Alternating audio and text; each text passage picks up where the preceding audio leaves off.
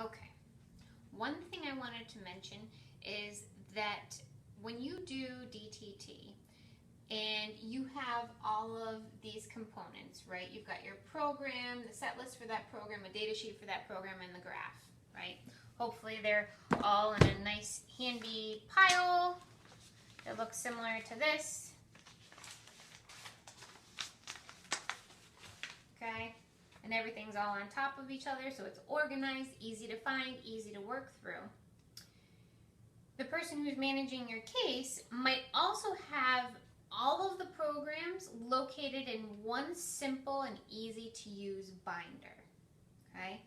And within that binder, they would also have probably a copy of their most recent updated assessment, so that they can use this and your program sheets. So as they go through one of these programs, they can say, yep, this is done. And then they go through here and then they color in that little block and they say, okay, that's done, what's next? And they know exactly which program sheet to pull next and then to also add into your book to work with, okay? So within the book, I found it really handy. Here's an example. To have programs identified according to the different developmental ranges, okay? And tabs that correspond to those areas of development. So if your learner had this program, for example, in their book, Matching Pictures to Objects, code B6, okay? Remember, this is a visual performance program. So the tab would be Visual Performance, or VP. And then you would open that up, and then you would have this program along with any other visual performance programs in there, okay?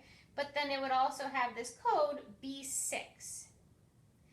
And then you would know when you saw B6 that, okay, B6 correlates to the materials that I need. And typically within my classroom, what I've done is I've set up program bins that have a number on them that correlate to this program, so that when my para or BT sees code B6, they say, okay, then I'm gonna just turn around, I'm going to find the bin that is labeled B6, they take out that bin, and then they already have in there the stimuli that they need to be able to run this program.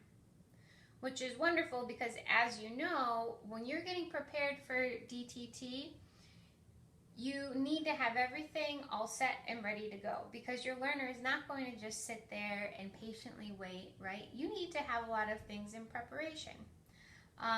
So having these things in mind and knowing where they are all located and being really organized well into a binder for you is going to be incremental in your ability to really implement great teaching procedures and make sure that your learner is having the best teaching experience they can have.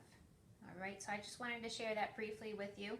We are going to be discussing more in the future about other ways that you can get yourself prepared to do DTT. But first I want to touch base on exactly what DTT is, and then we'll get into all of those very specific components afterwards. All right.